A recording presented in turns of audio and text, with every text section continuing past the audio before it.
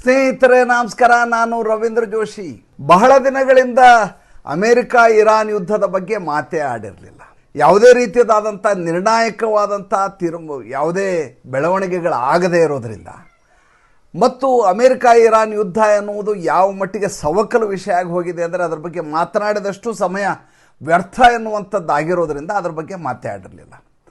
ಈಗ ಬಂದಿರುವ ವಿಚಾರ ಇದೆಯಲ್ಲ, ಈ ವಿಚಾರವನ್ನು ಹೇಳದೇ ಇರಲಿಕ್ಕೆ ನನ್ನಿಂದ ಸಾಧ್ಯವೇ ಆಗಲಿಲ್ಲ. ಆ ರೀತಿಯದಾದಂಥ ಖುಷಿ ಸಮಾಚಾರವನ್ನು ನಿಮಗೆ ತಿಳಿಸ್ತಾ ಇದ್ದೀನಿ. ಯಾವ ದೇಶ ಜಾಗತಿಕ ಮಟ್ಟದಲ್ಲಿ ವೈಶ್ವಿಕ ಮಟ್ಟದಲ್ಲಿ ತಾನೊಬ್ಬ ದೊಡ್ಡ ದುರಂಧರ ಅಂತ ಕರ್ಕೊಂಡಿತ್ತೋ, ತಾನೊಬ್ಬ ಪ್ರಭೃತಿ ಅಂತ ತನಗೆ ತಾನು ಪರಿಭಾವಿಸಿತ್ತೋ, ಯಾವುದು ಜಗತ್ತಿನ ಬಹಳ ದೊಡ್ಡದಾದಂಥ ಯುದ್ಧದ ಸಂಧಾನಕಾರರಾಗಿ ಹೊರಹೊಮ್ಮಿತ್ತೋ ಅಂಥ ಪಾಕಿಸ್ತಾನ ಅಮೇರಿಕೆಯ ಬೆನ್ನಿಗೆ ಚಾಕು ಹಾಕಿದಂಥ ಘಟನೆಯನ್ನು ಹೇಳದೇ ಇರಲಿಕ್ಕೆ ನನ್ನಿಂದ ಹೇಗೆ ಸಾಧ್ಯ, ನೀವೇ ಹೇಳಿ. ಮೊದಲೇ ದಿವಸವೇ ಗೊತ್ತಿತ್ತು ಇವರು ದುಡ್ಡು ಕೊಟ್ಬಿಟ್ರೆ ತವಾಯಿಫ್ ಖಾನ ನಡೆಸ್ತಾರೆ, ಮುಜರಾ ನಡೆಸ್ತಾರೆ ಪಾಕಿಸ್ತಾನದವರು ಅಂತ ನಮಗೆ ತುಂಬ ಚೆನ್ನಾಗಿ ಗೊತ್ತಿತ್ತು. ಪಾಕಿಸ್ತಾನದ ಬಗ್ಗೆ ಭಾರತದವರು ಅರಿತಷ್ಟು ಪಾಕಿಸ್ತಾನದವರು ಅರಿತಿಲ್ಲ. ಆ ಮಟ್ಟಿಗೆ ಅವ್ರ ಬಗ್ಗೆ ನಾವು ತಿಳ್ಕೊಂಡು ಅರದು ಕುಡಿದು ಹಾಕಿಬಿಟ್ಟಿದ್ದೀವಿ. ಅಂಥ ಪಾಕಿಸ್ತಾನಕ್ಕೆ ಇದ್ದಕ್ಕಿದ್ದ ಹಾಗೆ ಒಂದು ಕಾಲಘಟ್ಟದಲ್ಲಿ ಎಂಥ ಬೆಲೆ ಬಂದುಬಿಡುತ್ತೆ ಅಂದರೆ, ಯಾವತ್ತಿಗೂ ಡೊನಾಲ್ಡ್ ಟ್ರಂಪ್ ಅವರು ಅಮೆರಿಕೆಯ ರಾಷ್ಟ್ರಾಧ್ಯಕ್ಷರಾಗ್ತಾರೋ ಅದರ ತದನಂತರದ ದಿನಗಳಲ್ಲಿ ಅಂದರೆ ಜನವರಿ 20, 2025 ಈಚೆಗೆ, ಅದರಲ್ಲೂ ವಿಶೇಷವಾಗಿ ಆಪರೇಷನ್ ಸಿಂಧೂರ್ ಆದ ಮೇಲೆ ಪಾಕಿಸ್ತಾನವನ್ನು ತೊಡೆಯ ಮೇಲೆ ಇಟ್ಕೊಂಡು ಓಡಾಡ್ತಾ ಇರ್ತಾರೆ ಡೊನಾಲ್ಡ್ ಟ್ರಂಪ್. ಆಸಿಮ್ ಮುನೀರ್ನನ್ನು ತೊಡೆಯ ಮೇಲೆ ಇಟ್ಕೊಂಡು ಓಡಾಡ್ತಾ ಇರ್ತಾರೆ ಡೊನಾಲ್ಡ್ ಟ್ರಂಪ್. ಮುಂದೆ ನಡೆದಂಥ ವಿದ್ಯಮಾನಗಳು ಗೊತ್ತು. ಯುದ್ಧ ಶುರುವಾಯಿತು, ಇರಾನ್ ಮೇಲೆ ದಾಳಿ ಮಾಡಿತು ಅಮೇರಿಕ. ಅದಾದ ಮೇಲೆ ಪಾಕಿಸ್ತಾನ ಸಂಧಾನಕಾರನಾಗಿ ಬಂದಿತ್ತು. ಮೊದಲನೇದಾಗಿ ನಾನು ನಿಮ್ಗೆ ಯಾವಾಗಲೂ ಹೇಳ್ತಾ ಇರ್ತೀನಿ, ಸಂಧಾನಕಾರ ಯಾವತ್ತೂ ನ್ಯೂಟ್ರಲ್ ಆಗಿರಬೇಕು, ತಟಸ್ಥನಾಗಿರಬೇಕು, ಯಾವುದೇ ಪಕ್ಷದ ಪರವಾಗಿ ಮಾತನಾಡಬಾರದು ಮತ್ತು ನಿಷ್ಪಕ್ಷಪಾತದಿಂದ ಕೂಡಿರಬೇಕು ಆತನ ನಡೆ ಮೊದಲೇದು. ಎರಡನೇದ್ದು, ಆತನಿಗೆ ಸ್ವಹಿತಾಸಕ್ತಿ ಇರಬಾರ್ದು. ಈ ಡೀಲ್ನಿಂದ ಅವನಿಗೇನು ಲಾಭ ಅನ್ನುವಂಥ ಪ್ರಶ್ನೆ ಇರಬಾರ್ದು. ಆತ ಸರ್ವಸಮ್ಮತ ವ್ಯಕ್ತಿಯಾಗಿರಬೇಕು. ಎರಡೂ ಬಣಗಳಿಗೆ ಆತನ ಮೇಲೆ ವಿಶ್ವಾಸ ಇರಬೇಕು. ಪಾಕಿಸ್ತಾನವನ್ನು ಯಾವ ಆ್ಯಂಗಲ್ನಲ್ಲಿ ಎರಡೂ ಬಣಗಳಿಗೆ ಒಮ್ಮತವಾದಂಥ ವ್ಯಕ್ತಿ ಅಂತ ಕರಿತೀರಿ, ದಯವಿಟ್ಟು ನನಗೆ ಹೇಳಿ. ಇದನ್ನು ಸಂಧಾನಕಾರರಾಗಿ ಇಸ್ಲಾಮಾಬಾದ್ ಟಾಕ್ಸ್ ಅಂತ ಇವ್ರು ಮಾಡಿದ್ರಲ್ಲ, ಆ ಕಾಲದಿಂದ ನಾನು ಹೇಳ್ಕೊಂಡು ಬಂದಿದ್ದೀನಿ. ಇವರಂಥ ಮೋಸಗಾರರೇ ಯಾರಿಲ್ಲ, ಇವರಂಥ ಲುಚ್ಚಾ ಲಫಂಗರು, ಪಾಕಿಸ್ತಾನದಂಥ ಲುಚ್ಚಾ ಲಫಂಗರು ಯಾರಿಲ್ಲ. ಇವರು ಕಂಡಲ್ಲಿ ದುಡ್ಡು ಸಿಗತ್ತೆ ಅಂದಲ್ಲೆಲ್ಲ ಕುಣಿಲಿಕ್ಕೆ ಶುರು ಮಾಡ್ತಾರೆ. ಆಸಿಮ್ ಮುನೀರು, ಶಾಬಾಜು, ಮುಜರಾ ನಡೆಸೋದ್ರಲ್ಲಿ ಎಕ್ಸ್ಪರ್ಟ್ ಇವರು ಅಂತ ಯಾವಾಗಲೂ ಹೇಳ್ತಾ ಬಂದಿದ್ದೆ. ಈಗ ಅದನ್ನು ಅಮೇರಿಕೆಯ ವಾಹಿನಿಗಳು ಎಲ್ಲ ಕಡೆ ಪ್ರಚಾರ ಮಾಡ್ತಾ ಇದ್ದಾವೆ, ಅದನ್ನು ಸ್ಕೂಪ್ ಅನ್ನುವ ರೀತಿಯಲ್ಲಿ ಹೊರಹಾಕ್ತಾ ಇದ್ದಾವೆ. ಅತ್ಯಂತ ಪ್ರತಿಷ್ಠಿತ ಜನಪ್ರಿಯ ಸಂಸ್ಥೆ ಆದಂಥ ನ್ಯೂಸ್ ಚಾನಲ್ ಆದಂಥ CBS ಕೂಡ ಇದನ್ನು ದೃಢಪಡಿಸಿ ವರದಿ ಮಾಡಿದೆ. ಜೊತೆಗೆ ಡೇನಿಯಲ್ ಸೈಮನ್ನ ಹ್ಯಾಂಡಲ್ನಲ್ಲಿ ಕೂಡ ಇದು ಪಬ್ಲಿಷ್ ಆಗಿದೆ. ಒಬ್ಬ ಸೆನೆಟರು, ಅಮೇರಿಕೆಯ ಸೆನೆಟರು ಡೊನಾಲ್ಡ್ ಟ್ರಂಪ್ಗೆ ಬಾಯಿಗೆ ಬಂದಂಗೆ ಉಗಿತಾ ಇದ್ದಾನೆ. ಹಾಗಾದರೆ ಪಾಕಿಸ್ತಾನ ಮಾಡಿದಂಥ ಪ್ರಮಾದವೇನು, ಮಾಡಿದಂಥ ಅಪರಾಧವೇನು, ಯಾವ ರೀತಿಯ ಚೂರಿಯನ್ನು ತೆಗೆದುಕೊಂಡು ಹೋಗಿ ಅಮೇರಿಕೆಯ ಬೆನ್ನಿನಲ್ಲಿ ಹಾಕಿತು, ಹೇಗೆ ಇಸ್ರೇಲ್ನ ವಿಶ್ವಾಸವನ್ನು ಕಳ್ಕೊಂಡಿತು, ಅದು ಇವತ್ತಿನ ವಿಷಯ. ನಿಮಗೆ ಗೊತ್ತು, ಅಮೇರಿಕ ಇರಾನ್ ಮೇಲೆ ನಿರಂತರವಾದ ದಾಳಿಯನ್ನು ಮಾಡ್ತಾ ಇತ್ತು. ಅವರ ಆಯಕಟ್ಟಿನ ಜಾಗವನ್ನೆಲ್ಲ ಹುಡುಕಿ ಹೊಡಿತಾ ಇತ್ತು. ಎಲ್ಲಿವರೆಗೂ ಅಂದರೆ ಕಾರ್ಗ್ ಐಲ್ಯಾಂಡನ್ನೇ ಅವರು ಬಿಡಲಿಲ್ಲ, ಅಲ್ಲಿ ಕೂಡ ದಾಳಿ ಮಾಡಿದರು. ಆದರೆ ಯಾವ ಪಾಕಿಸ್ತಾನ ಸಂಧಾನಕಾರ ಅಂತ ಕರೆಸ್ಕೊತಾ ಇತ್ತೋ, ಯಾವ ಪಾಕಿಸ್ತಾನ ಎರಡೂ ಪಕ್ಷಗಳಿಗೆ ಬೇಕಾದಂತ ಅಂದ್ಕೊಳ್ಳಲಾಗಿತ್ತೋ ಅಂಥ ಪಾಕಿಸ್ತಾನ ಇರಾನಿನ ಫೈಟರ್ ಜೆಟ್ RC-130 ರಾವಲ್ಪಿಂಡಿಯಲ್ಲಿರುವಂಥ ತನ್ನ ಏರ್ಬೇಸ್ ಆದಂಥ ನೂರ್ ಖಾನ್ ಏರ್ಬೇಸ್ನಲ್ಲಿ ಅಡಗಿಸಿ ಇಡ್ತದೆ. ಎಲ್ಲಿ ಅಮೇರಿಕ ಇರಾನ್ ಮೇಲೆ ದಾಳಿ ಮಾಡುವಾಗ ಅವರ ಅಸೆಟ್ಸ್ ಮೇಲೆ ದಾಳಿ ಮಾಡಿಬಿಡ್ತಾರೋ ಅನ್ನುವಂಥ ಗಾಬರಿಗೆ ಇರಾನ್ಗೆ ಸಹಾಯ ಮಾಡಲಿಕ್ಕೆ ಪಾಕಿಸ್ತಾನ ಈ ರೀತಿಯದಾದಂಥ ಕೈ ಜೋಡಿಸುವ ಕ್ರಿಯೆಯನ್ನು ಮಾಡ್ತಾ ಅಮೇರಿಕಾಗೆ ಚಳ್ಳೆ ಹಣ್ಣನ್ನು ತಿನ್ನಿಸತ್ತೆ. ಅಮೇರಿಕ ಹುಡುಕಾಡ್ತಾ ಇರತ್ತೆ, ಎಲ್ಲಿದೆ ಇವರ ಫೈಟರ್ ಜೆಟ್ಗಳು ಎಲ್ಲಿದ್ದಾವೆ ಅಂತ ಹುಡುಕಿದರೆ ನೋಡಿದರೆ ಈ ಕಾಣೋದೆಲ್ಲಿ ಕಾಣುತ್ತೆ ಅಂತಂದರೆ ಅದು ರಾವಲ್ಪಿಂಡಿಯ ನೂರ್ ಖಾನ್ ಏರ್ಬೇಸ್ನಲ್ಲಿ ಅಂತ CBS ನ್ಯೂಸ್ ಸ್ಪಷ್ಟವಾಗಿ ಹೇಳಿದೆ.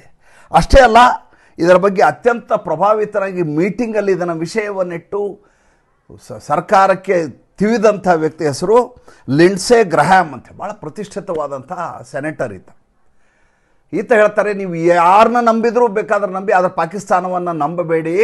ಇರಾನಿಗೆ ಸಹಾಯ ಮಾಡ್ತಾ ಇದ್ದಾರೆ, ಮೇಲ್ನೋಟಕ್ಕೆ ಅಮೆರಿಕ ಜೊತೆಗೆ ಇದ್ದಾಗೆ ನಟಿಸ್ತಾ ಇದ್ದಾರೆ, ನಮ್ಮಿಂದ ದುಡ್ಡನ್ನು ಪಡಿತಾರೆ, ಡಾಲರನ್ನು ಪಡಿತಾರೆ, IMF ಲೋನ್ ಕೊಡಿಸುವಂಥ ಬೆನ್ನು ಹತ್ತಾರೆ, ಆದರೆ ಇರಾನಿಗೆ ಯುದ್ಧದಲ್ಲಿ ಸಹಾಯ ಮಾಡ್ತಾ ಇದ್ದಾರೆ ಇವರು, ಎಚ್ಚರಿಕೆಯನ್ನು ವಹಿಸಬೇಕು ಅಂತ ಡೊನಾಲ್ಡ್ ಟ್ರಂಪ್ಗೆ ಈ ಲಿಂಡ್ಸೆ ಗ್ರಹಾಮ್ ಹೇಳಿರ್ತಾರೆ.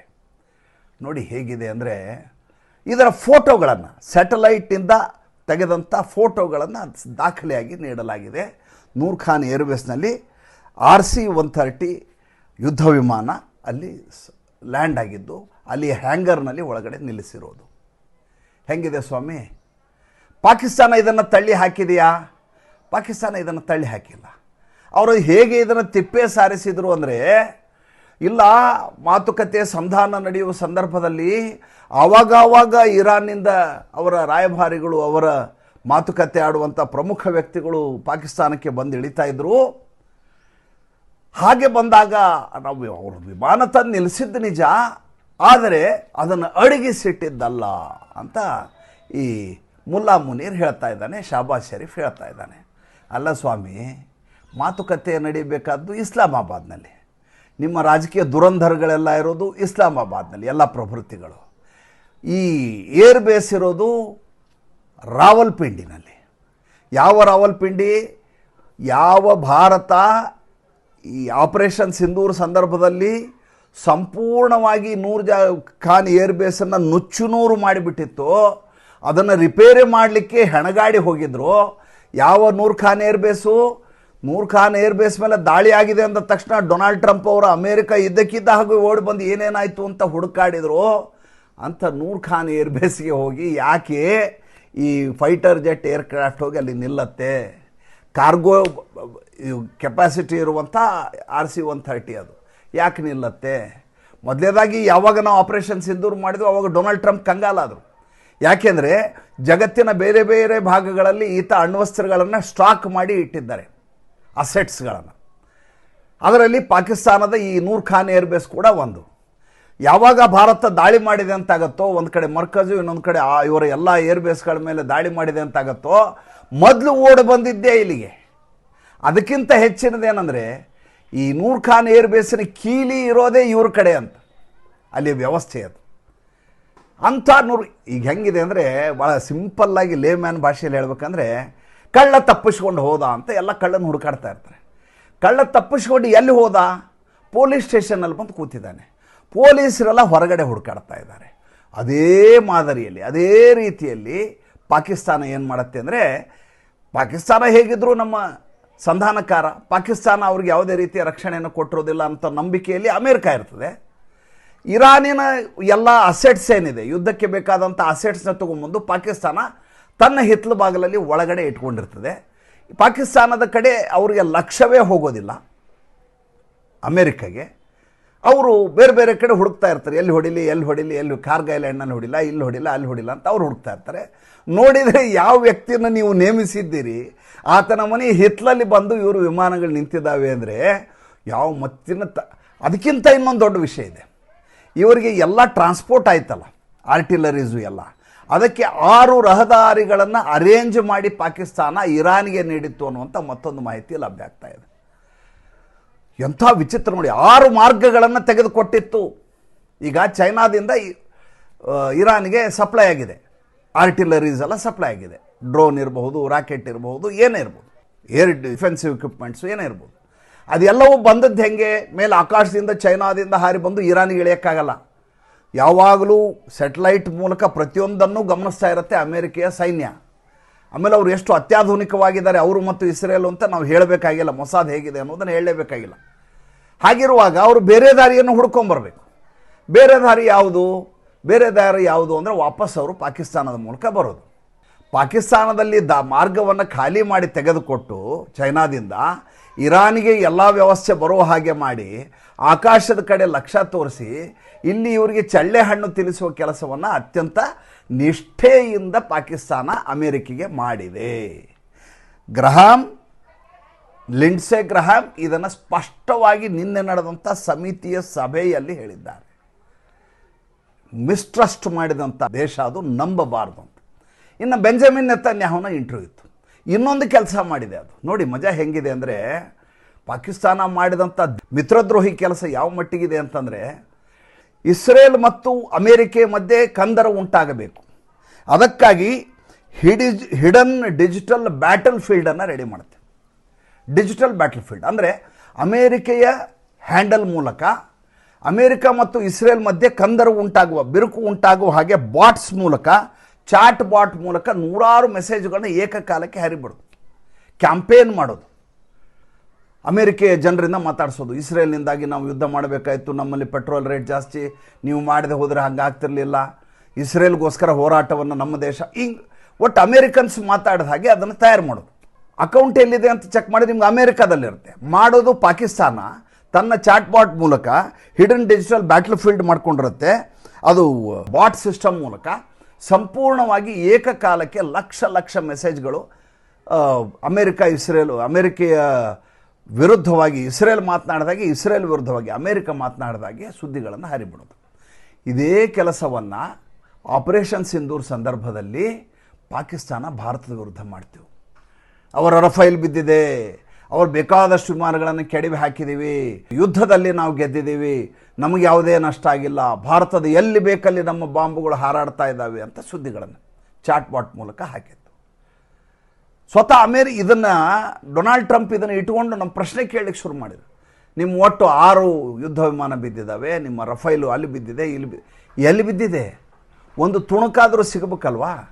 ತುಣುಕಿರೋದು ಆ ಚಾಟ್ ಬಾಟ್ನಲ್ಲಿ, ಇವರ ಡಿಜಿಟಲ್ ಬ್ಯಾಟಲ್ ಫೀಲ್ಡ್ನಲ್ಲಿ. ಸುಳ್ಳು ಹೇಳಿಕೊಂಡು ನಾವು ಗೆದ್ದಿದ್ದೀವಿ ಅಂತ ಹೇಳ್ತಾ ಈತನನ್ನು ಫೀಲ್ಡ್ ಮಾರ್ಷಲ್ ಮಾಡಿದರು. ಯಾರನ್ನ? ಮುಲ್ಲಾ ಮುನೀರ್ನನ್ನು, ಆಸಿಮ್ ಮುನೀರ್ನ.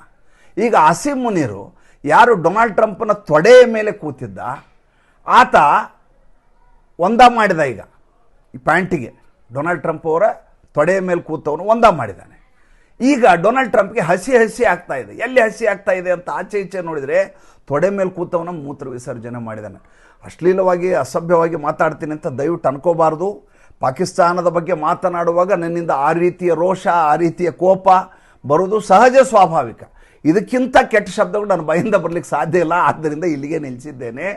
ಅಂಥ ನೋಡಿ, ಅಫ್ಘಾನಿಸ್ತಾನ ಮತ್ತು ಪಾಕಿಸ್ತಾನ, ಅಫ್ಘಾನಿಸ್ತಾನದ ತಾಲಿಬಾನಿಗಳ ವಿರುದ್ಧ ಇವರು ಹೋರಾಟ ಮಾಡ್ತೀನಿ ಅಂತ ಅಮೇರಿಕೆಯಿಂದ ದುಡ್ಡು ಕಿತ್ಕೋತಾ ಇದ್ರು. ಕೊನೆಗೆ ನೋಡಿದರೆ ತಾಲಿಬಾನಿ ಸರ್ಕಾರ ರಚನೆ ಮಾಡಿದ್ದು ಇವರೇ ಇಮ್ರಾನ್ ಖಾನ್ ನಿಂತು ಮಾಡ್ತಾನೆ. ಅಮೇರಿಕೆಯ ಸೈನ್ಯ ಓಡಿ ಹೋಗುತ್ತೆ. 20 ವರ್ಷ ಹೋರಾಟ ಮಾಡಿದಂಥ ಅಮೇರಿಕ ರಾತ್ರೋರಾತ್ರಿ ಎಲ್ಲ ಯುದ್ಧ ಸಲಕರಣೆಗಳನ್ನು ಬಿಟ್ಟು ಕಾಬೂಲ್ನಿಂದ ಓಡಿ ಹೋಗುತ್ತೆ.